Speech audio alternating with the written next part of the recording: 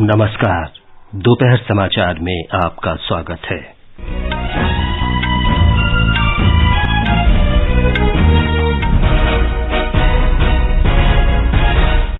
संसद के दोनों सदनों की कार्यवाही अनिश्चितकाल के लिए स्थगित। बजट सत्र के दौरान लोकसभा में 129% कामकाज हुआ। गृह मंत्री अमित शाह ने कहा, आपदा से निपटने के लिए एजेंसियों की क्षमता निर्माण और उनके बीच समन्वय समय की जरूरत। आज विश्व स्वास्थ्य दिवस है। आयुष मंत्रालय ने नई दिल्ली के लाल किला प्रांगण में योग महोत्सव आयोजित किया। वाणिज्य और उद्योग मंत्री पीयूष गोयल ने कहा, भारत ऑस्ट्रेलिया आर्थिक सहयोग और व्यापार समझौते से अगले 5 से 6 वर्षों में व्यापार दोगुना करने में मदद मिलेगी। भारत ने ऋण सुविधा के अंतर्गत श्रीलंका को पेट्रोल और डीजल की आपूर्ति की। पीवी सिंधु ने कोरिया ओपन बैडमिंटन चैंपियनशिप के क्वार्टर फाइनल में प्रवेश किया और आईपीएल क्रिकेट में आज शाम पुणे में लखनऊ सुपर जायंट्स का सामना दिल्ली कैपिटल से। दोपहर समाचार में विशाल शर्मा के साथ मैं विमलेंदु पांडे। संसद के दोनों सदनों की बैठक निर्धारित समय से एक दिन पहले आज अनिश्चितकाल के लिए स्थगित कर दी गई। बजट सत्र का दूसरा भाग कल समाप्त होना था। संसद के बजट सत्र के दौरान लोकसभा में 129% कामकाज हुआ। नई दिल्ली में पत्रकारों से बातचीत में लोकसभा अध्यक्ष ओम बिरला ने कहा कि बजट सत्र 31 जनवरी को शुरू हुआ था। इस सत्र में 27 बैठकें हुई, जिनमें करीब 177 घंटे 50 मिनट काम हुआ। सत्र के दौरान 12 सरकारी विधेयक पुनर्स्थापित किए गए तथा 13 विधेयक पारित हुए। पारित किए गए कुछ महत्वपूर्ण विधेयक निम्नलिखित है। वित्त विधेयक 2022, दिल्ली नगर निगम संशोधन विधेयक 2022, दंड प्रक्रिया शिनाख्त विधेयक 2022 और सामूहिक संहार के आयुध और उनकी परिधान प्रणाली विधि विरुद्ध क्रियाकलापों का प्रतिशेष संशोधन विधेयक 2022। 8वें सत्र में सभा की कुल कार्य उत्पादकता 129%, 129% रही। बजट सत्र के दौरान राज्यसभा में 99.80% कामकाज हुआ। 2017 के मानसून सत्र के बाद पिछले 14 सत्रों में ये तीसरी बार है जब सदन में सबसे श्रेष्ठ काम हुआ। बजट सत्र के दौरान कुल 27 बैठकें हुई, जिनमें सत्र के पहले भाग की 10 बैठकें भी शामिल हैं। सदन की कार्यवाही बाधित होने की वजह से 9 घंटे 26 मिनट का समय बर्बाद हुआ। सदस्यों ने 9 घंटे 16 मिनट अतिरिक्त समय बैठकर सदन का कामकाज निपटाया। राज्यसभा में 11 विधेयक पारित हुए। बजट सत्र के दूसरे भाग में 8 विभागों से संबद्ध राज्यसभा की स्थायी समितियों की 16 बैठकें भी हुई। गृह मंत्री अमित शाह ने कहा है कि आपदाओं से निपटने में निचले स्तर पर अभियानों के सफल कार्यान्वयन के लिए एजेंसियों की क्षमता निर्माण और उनके बीच आपसी तालमेल समय की मांग है। नई दिल्ली में विज्ञान भवन में आपदा से निपटने के लिए क्षमता निर्माण पर आयोजित वार्षिक सम्मेलन को संबोधित करते हुए श्री शाह ने कहा कि आपदा से संबंधित अभियानों को केवल प्रौद्योगिकी और संसाधनों की मदद से पूरा नहीं किया जा सकता, बल्कि इसके लिए पेशेवर होने की ज्यादा जरूरत है।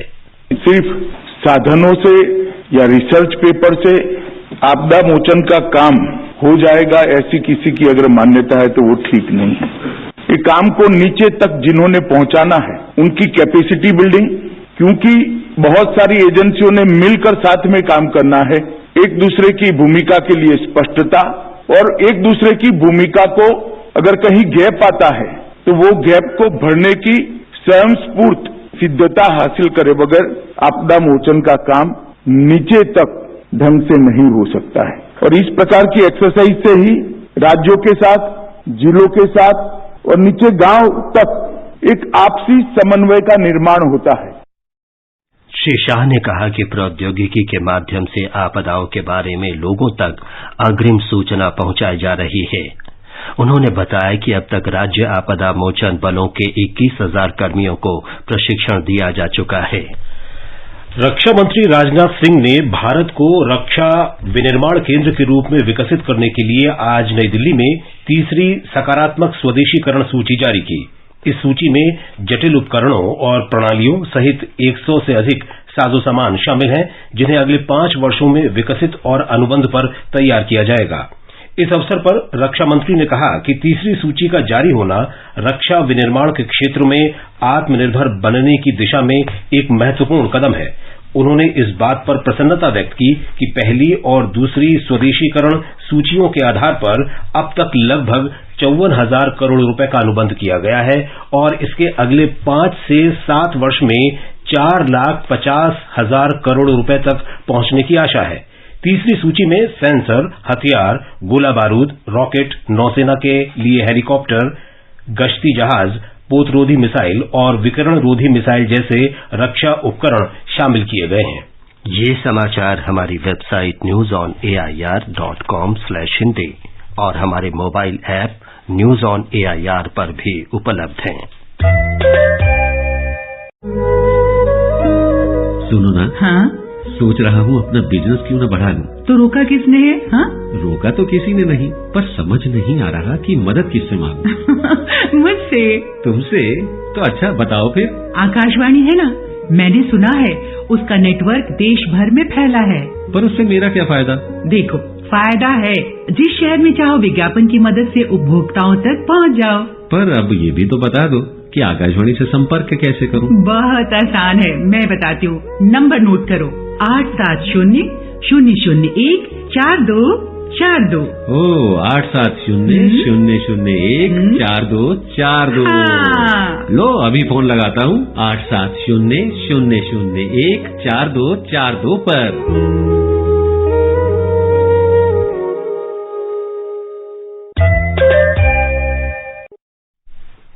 दोपहर समाचार में आपका फिर स्वागत है। आज विश्व स्वास्थ्य दिवस मनाया जा रहा है। ये दिन हर साल विश्व भर में स्वास्थ्य से जुड़े किसी विशेष पहलू के बारे में जागरूकता पैदा करने के लिए मनाया जाता है। इस साल का विषय है हमारा ग्रह हमारा स्वास्थ्य। इस अवसर पर प्रधानमंत्री नरेंद्र मोदी ने लोगों को शुभकामनाएं दी हैं। उन्होंने कहा कि आज का दिन स्वास्थ्य क्षेत्र से जुड़े सभी लोगों के प्रति आभार व्यक्त करने का भी दिन है, जो अपनी कड़ी मेहनत से इस धरती को सुरक्षित बना रहे हैं। विश्व स्वास्थ्य दिवस के अवसर पर आज आयुष मंत्रालय ने लाल किले के प्रांगण पर योग उत्सव कार्यक्रम का आयोजन किया।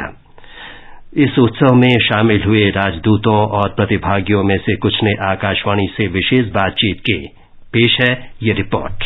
भारत 21 जून को 8वें अंतर्राष्ट्रीय योग दिवस का आयोजन करेगा। उससे पहले आयुष मंत्रालय देश के 100 स्थानों पर 100 योग उत्सव कार्यक्रमों का आयोजन कर रहा है। इसी कड़ी में आज 75 दिन पहले दिल्ली के लाल किला मैदान में योग उत्सव कार्यक्रम मनाया गया, जिसमें 3000 से ज्यादा योग साधकों ने हिस्सा लिया। इस उत्सव में लोकसभा अध्यक्ष ओम बिरला, केंद्रीय आयुष मंत्री सर्बानंद सोनोवाल, कई केंद्रीय मंत्रियों, विभिन्न देशों के राजदूतों, खेल जगत की हस्तियों और योग गुरुओं ने योगाभ्यास किया। योगाभ्यास में शामिल राजदूतों और प्रतिभागियों ने आकाशवाणी से अनुभव साझा किए हैं। My name is Pierrick Fillon. I am advisor of the European Union ambassador. I work here in New Delhi. Actually, today it was a very nice experience. It was the first time for me to do yoga outside. Today I learned many things. So yoga is an expression of Indian life. I think Indian people are very nice. So I believe that yoga is part of Indian values. I wish 75 days of yoga. I will be there on 21st of June for the 75 days later and I will practice every day. मेरा नाम उत्तम सिंह है और मैं मोरारजी देसाई राष्ट्रीय योग संस्थान का स्टूडेंट हूँ। आज हमारा योग कार्यक्रम था। यही मैसेज देना चाहेंगे कि सभी को योग करना चाहिए। हम किस तरह योग से स्वयं को स्वस्थ रख सकते हैं और अपने जीवन में योग को अपना सकते हैं। हर साल अंतर्राष्ट्रीय योग दिवस के उपलक्ष्य में 75 दिनों की उल्टी गिनती एक महत्वपूर्ण कार्यक्रम है। अंतर्राष्ट्रीय योग दिवस 2022 लोगों के स्वास्थ्य को बेहतर बनाने में मदद करेगा। रहीसुद्दीन रिहान, आकाशवाणी समाचार, दिल्ली। इस अवसर पर आकाशवाणी समाचार से विशेष भेंट में राष्ट्रीय स्वास्थ्य मिशन के निदेशक और स्वास्थ्य मंत्रालय में अपर सचिव विकासशील ने कहा कि देश में मातृ और शिशु मृत्यु दर में काफी कमी आई है और सतत विकास के लक्ष्य 2030 से पहले ही हासिल कर लिए जाएंगे।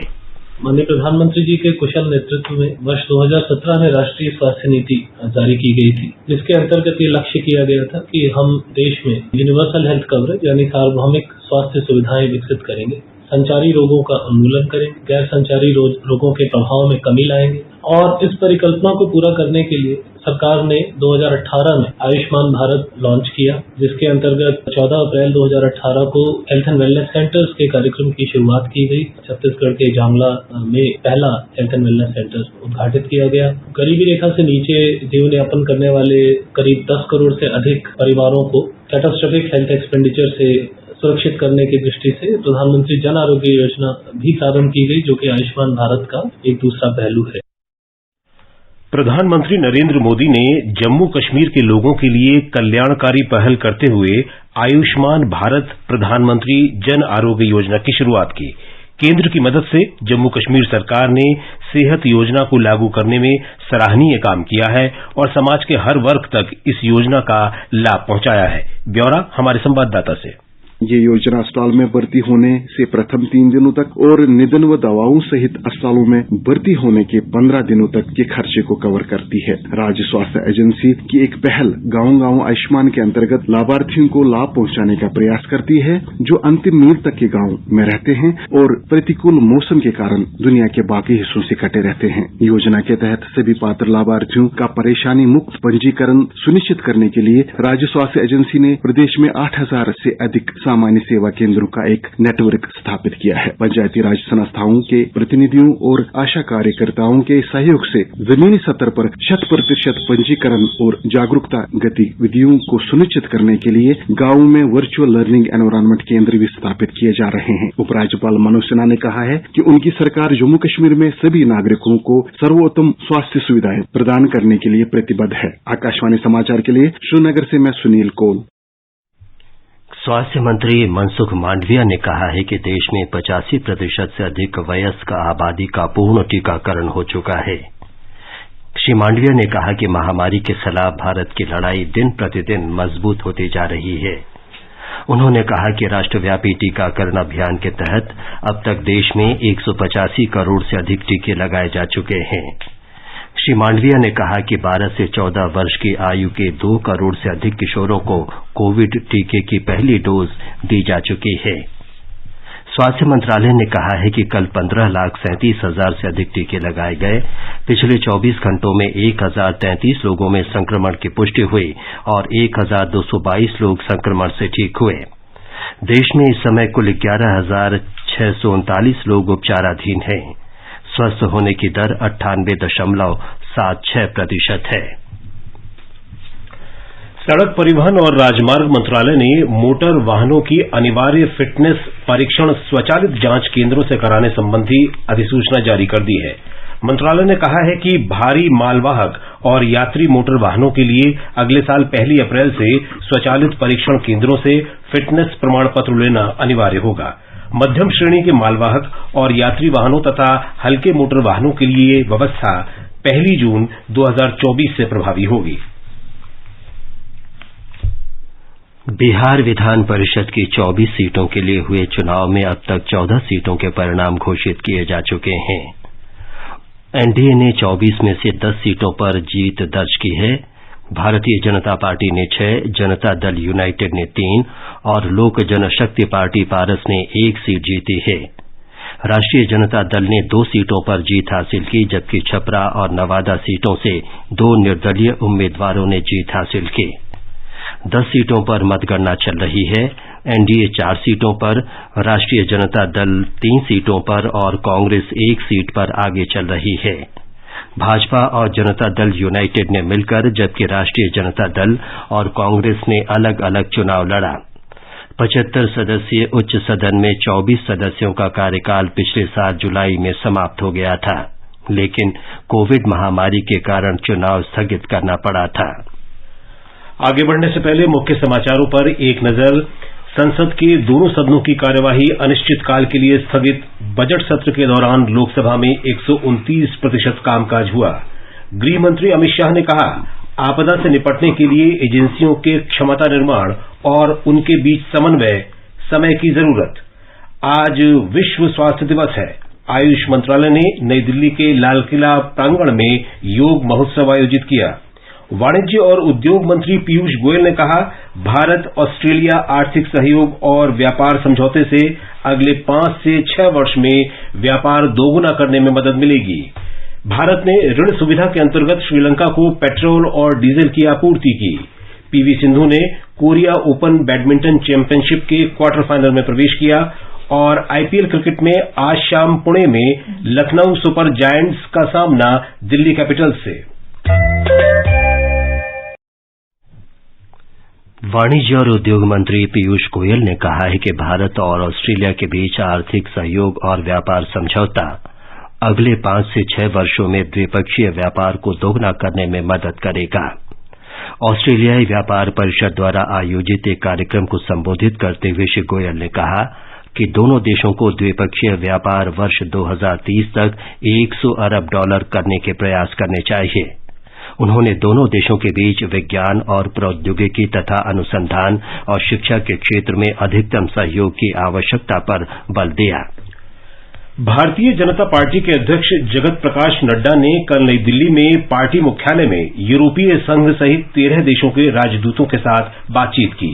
ये बातचीत भाजपा को जानो अभियान के हिस्से के रूप में आयोजित की गई। श्री नड्डा ने राजदूतों को भारतीय जनता पार्टी के समृद्ध इतिहास, पार्टी संगठन के महत्व और इसके विस्तार कार्यक्रम के बारे में भी जानकारी दी। संवाद के दौरान कई राजदूतों ने नरेंद्र मोदी सरकार की गरीब समर्थक नीतियों, कार्यक्रमों और उनके प्रभावी कार्यान्वयन की सराहना की। राजदूतों ने गांव और निचले स्तर पर लोगों के लिए नरेंद्र मोदी सरकार की प्रत्यक्ष लाभ अंतरण जैसी सफल योजनाओं और कार्यक्रमों के बारे में जानने में विशेष रुचि ली। भारत ने श्रीलंका को ऋण सुविधा के अंतर्गत ईंधन की आपूर्ति की है। राजधानी कोलंबो में भारतीय उच्चायोग ने ट्वीट संदेश में बताया कि 36,000 मीट्रिक टन पेट्रोल और 40,000 मीट्रिक टन डीजल कल शाम श्रीलंका पहुंचा। भारत की ओर से श्रीलंका को ये मदद $50 करोड़ के तेल ऋण सहायता के अंतर्गत प्रदान की जा रही है। श्रीलंका इस समय भारी आर्थिक संकट का सामना कर रहा है। देश में खाद्य पदार्थ और ईंधन की भारी कमी हो गई है। इस बीच अमेरिका ने अपने नागरिकों को श्रीलंका की यात्रा न करने की सलाह दी है। पाकिस्तान में राजनीतिक और संवैधानिक संकट के बीच अंतरबैंक विदेशी मुद्रा बाजार में आज अमेरिकी डॉलर के मुकाबले पाकिस्तानी रुपया गिरकर 188 रुपए के अब तक के सबसे निचले स्तर पर आ गया। इस बीच पाकिस्तान मुस्लिम लीग नवाज के नेता शहबाज शरीफ ने प्रधानमंत्री इमरान खान पर अर्थव्यवस्था बर्बाद कर देश से भागने का आरोप लगाया। उधर इमरान खान की पार्टी के एक नेता चौधरी फवाद हुसैन ने कहा है कि पाकिस्तान की अर्थव्यवस्था प्रभावित हुई है और अगर राजनीतिक अस्थिरता लंबे समय तक रहती है तो देश की अर्थव्यवस्था को और अधिक नुकसान होगा। केंद्रीय विश्वविद्यालयों में स्नातक पाठ्यक्रम में प्रवेश के लिए विश्वविद्यालय सम्मिलित प्रवेश परीक्षा CUET की पंजीकरण प्रक्रिया कल से शुरू हो गई है। ये प्रवेश परीक्षा जुलाई के पहले सप्ताह में होगी। 3.5 घंटे की ऑनलाइन परीक्षा 2 पारियों में संचालित होगी। आकाशवाणी समाचार से विशेष भेंट में विश्वविद्यालय अनुदान आयोग UGC के अध्यक्ष M जगदीश कुमार ने कहा कि ग्रामीण और दूर दराज के इलाके के विद्यार्थियों की सुविधा के लिए ज्यादा से ज्यादा केंद्रों की व्यवस्था की जाएगी। जो रिमोट एरियाज में और रूरल एरियाज में स्टूडेंट्स होगा, इनका सुविधा के लिए NTA largest number of centres को अरेंज करेंगे सो दैट आपका नियरेस्ट प्लेस में NTA का सेंटर आपको मिल जाएगा। और दूसरा बात है, ये NTA परीक्षा को टेस्ट को प्रैक्टिस करने के लिए हम NTA वेबसाइट में भी एक टेस्ट को अरेंज करेंगे। आप घर में बैठ के नहीं तो आपका मोबाइल फोन यूज करके NTA टेस्ट लिखने के पहले ही आप प्रैक्टिस कर सकते हैं। PV Sindhu Korea open badminton tournament के क्वार्टर फाइनल में पहुंच गई हैं। उन्होंने अंतिम 16 के मैच में जापान की आया ओहोरी को 21-15, 21-10 से हराया। सिंधु का सामना अब थाईलैंड की बुसानान ओंग ब्रामंगफान से होगा। आईपीएल क्रिकेट टूर्नामेंट में आज शाम 7:30 बजे मुंबई में लखनऊ सुपर जायंट्स का सामना दिल्ली कैपिटल से होगा। कोलकाता नाइट राइडर्स ने कल मुंबई इंडियंस को 5 विकेट से हराया। ये समाचार आकाशवाणी से प्रसारित किए जा रहे हैं। ताजा समाचार जानने के लिए आप हमारे Twitter handle @AIR News Hindi को फॉलो कर सकते हैं। कॉम्पिटिटिव एग्जाम्स की तैयारी कर रहे परीक्षार्थियों के लिए एक विशेष कार्यक्रम अभ्यास। आपके होंगे सवाल और हमारे विशेषज्ञ देंगे उसका जवाब। आप अपने सवाल रिकॉर्ड कर हमें भेजें व्हाट्सएप नंबर 9289094044 पर या फिर ईमेल करें abhyas.airnews@gmail.com पर। आपका अभ्यास हमारा प्रयास। ये आकाशवाणी है। आजादी का अमृत महोत्सव के हिस्से के रूप में आकाशवाणी समाचार स्वतंत्रता आंदोलन से जुड़े स्वाधीनता सेनानियों पर कार्यक्रम वीर गाथा को प्रसारित कर रहा है। हमारे परिक्रमा कार्यक्रम में बृहस्पतिवार को शाम 4:45 बजे इसका प्रसारण किया जाता है। आजादी के अमृत महोत्सव के पावन अवसर पर आकाशवाणी समाचार के कार्यक्रम परिक्रमा में बृहस्पतिवार को शाम 4:45 पर सुनिए देश की आजादी में अपना अमूल्य योगदान देने वाले भारतीय स्वतंत्रता संग्राम के सेनानियों की वीर गाथा।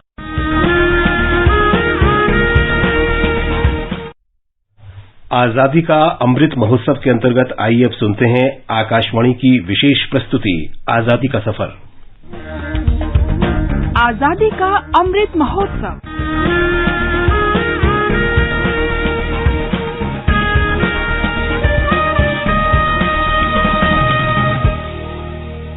आजादी का सफर आकाशवाणी समाचार के संग एक राष्ट्र का उदय। भारत का गौरवशाली स्वतंत्रता संग्राम आधुनिक विश्व में घटित महानतम संघर्षों में से एक है और आकाशवाणी समाचार हर रोज लेकर आता है इस स्वतंत्रता आंदोलन की एक झलक।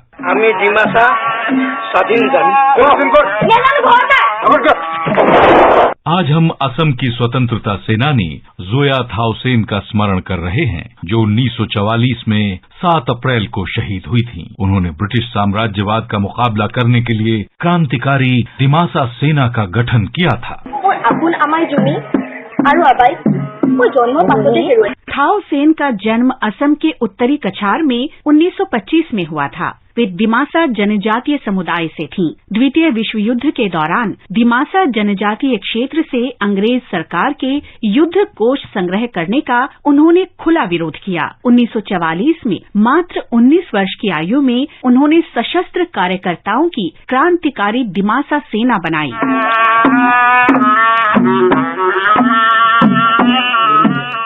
थाउसेन इंडियन नेशनल आर्मी की रानी झांसी रेजिमेंट से प्रभावित थी।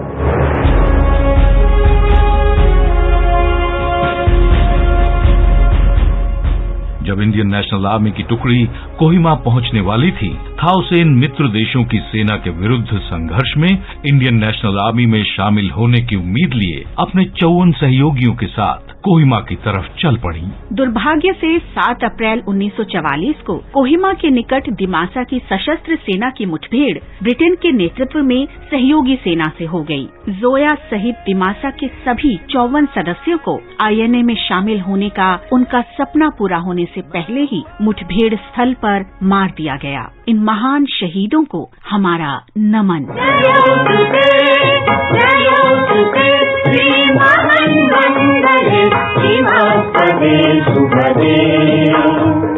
स्वतंत्रते भगवति स्वामहं यशोयुतां वन्दे।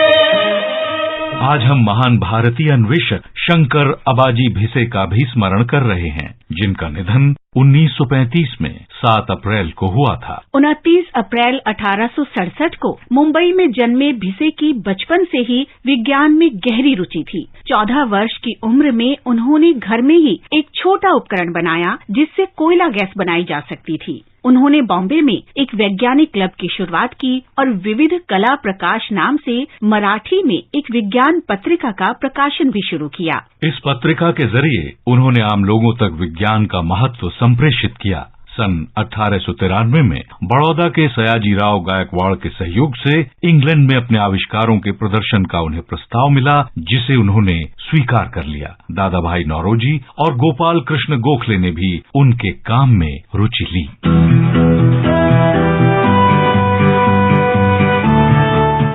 भिसे का सर्वाधिक प्रभावकारी आविष्कार था स्पेसोटाइप नाम से एक टाइप सेटिंग मशीन का आविष्कार। ये मशीन छपाई में उपयोग के लिए प्रति घंटे 1500 से 2000 वर्णों के लिए ब्लॉक डाल सकती थी। हिंदू मिशनरी सोसाइटी और कई अन्य राष्ट्रवादी समूहों ने भिसे और उनकी प्रतिभा को प्रोत्साहित किया। उन्हें 26 दिसंबर 1908 को भारतीय राष्ट्रीय व्यापार सम्मेलन सहित कई बैठकों में आमंत्रित कर सम्मानित किया गया। उन्होंने अपनी पत्नी सुशीलाबाई तथा गोविंद कुकड़े और गोविंद रे जैसे अन्य लोगों के सहयोग से लंदन में इंडियन सोसाइटी की स्थापना की। अपनी अंतिम सांस तक भिसे ने उपनिवेश विरोध को अपने भीतर जीवित रखा। लंदन में उन्होंने दादा भाई नौरोजी के साथ विरोध प्रदर्शनों में हिस्सा लिया। न्यूयॉर्क में उन्होंने गांधी जी के विचारों का प्रसार किया और वहां आने वाले भारतीय राष्ट्रवादियों की मेजबानी भी की। भारत से ब्रिटेन और अमेरिका तक भिसे ने प्रगतिशील राजनीति को विज्ञान से जोड़ा। इस महान राष्ट्रवादी को हमारा शत शत नमन। वतन की आबरू का पास देखे कौन रखता है, वतन की आबरू का पास देखे कौन रखता है। सुना है आज मकतब में हमारा इम्तिहान होगा, सुना है आज मकतब में हमारा इम्तिहान होगा। आज हम शेख रोशन और बदर सिंह का भी स्मरण कर रहे हैं, जिन्हें 1857 में आजादी की पहली लड़ाई में भाग लेने के आरोप में 7 मार्च 1859 को अंडमान सेलुलर जेल काला पानी भेज दिया गया था। इन दोनों ही जाबाजों ने स्वतंत्रता सेनानियों के साथ मिलकर अंग्रेजों के विरुद्ध मोर्चा लिया। उन्होंने अन्य लोगों की वित्तीय मदद भी की और उन्हें ब्रिटिश शासन का विरोध करने और ब्रिटिश संपत्ति को नुकसान पहुंचाने के लिए प्रोत्साहित किया। कंपनी के सैनिकों ने उन्हें पकड़ लिया और उन पर बगावत का आरोप लगाया गया। उन्हें उम्र कैद की सजा सुनाई गई। शेख रोशन और बदर सिंह की मृत्यु अंडमान द्वीप में कारागार में ही हो गई। देश की माटी के इन महान सपूतों को हमारा शत शत नमन। और अब आकाशवाणी समाचार के साथ आजादी का सफर की ये कड़ी संपन्न होती है। कल फिर मिलेंगे अगली कड़ी के साथ।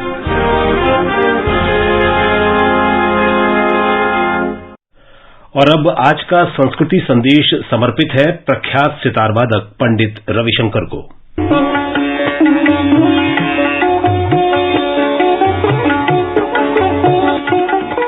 भारतीय संगीत को दुनिया भर विशेषकर पश्चिमी देशों में लोकप्रिय बनाने वाले संगीत साधकों में प्रख्यात सितार वादक पंडित रविशंकर का नाम बड़े सम्मान से लिया जाता है। भारतीय संस्कृति और संगीत के ध्वजवाहक पंडित रविशंकर का जन्म 7 अप्रैल 1920 को वाराणसी के एक बंगाली ब्राह्मण परिवार में हुआ था। संगीत उन्हें विरासत में मिला था, अतः उनकी बचपन से ही संगीत में गहरी रुचि थी। पंडित रविशंकर ने नृत्य के माध्यम से कला जगत में प्रवेश किया। इस कार्य में उनके बड़े भाई उदय शंकर ने उनकी सहायता की।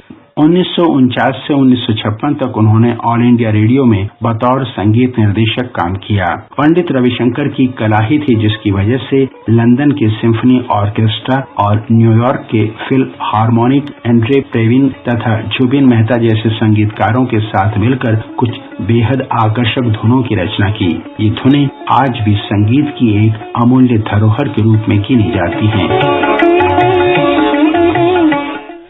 यदि आप खाद्य व्यवसायी हैं तो आपके पास FSSAI का लाइसेंस होना चाहिए या आप इसके साथ पंजीकृत होने चाहिए। लाइसेंस और पंजीकरण के लिए फॉसकॉस पोर्टल foscos.gov.in पर विजिट करें या FSSAI हेल्पलाइन नंबर 1800112100 पर कॉल करें। अंत में मुख्य समाचार एक बार फिर। संसद के दोनों सदनों की कार्यवाही अनिश्चितकाल के लिए स्थगित। बजट सत्र के दौरान लोकसभा में 129% कामकाज हुआ। गृह मंत्री अमित शाह ने कहा, आपदा से निपटने के लिए एजेंसियों की क्षमता निर्माण और उनके बीच समन्वय समय की जरूरत। आज विश्व स्वास्थ्य दिवस है। आयुष मंत्रालय ने नई दिल्ली के लाल किला प्रांगण में योग महोत्सव का आयोजन किया। वाणिज्य और उद्योग मंत्री पीयूष गोयल ने कहा, भारत ऑस्ट्रेलिया आर्थिक सहयोग और व्यापार समझौते से अगले 5 से 6 वर्षों में व्यापार दोगुना करने में मदद मिलेगी। भारत ने ऋण सुविधा के अंतर्गत श्रीलंका को पेट्रोल और डीजल की आपूर्ति की। और पीवी सिंधु ने कोरिया ओपन बैडमिंटन चैंपियनशिप के क्वार्टर फाइनल में प्रवेश किया। इसके साथ ही दोपहर समाचार का ये अंक समाप्त हुआ। नमस्कार।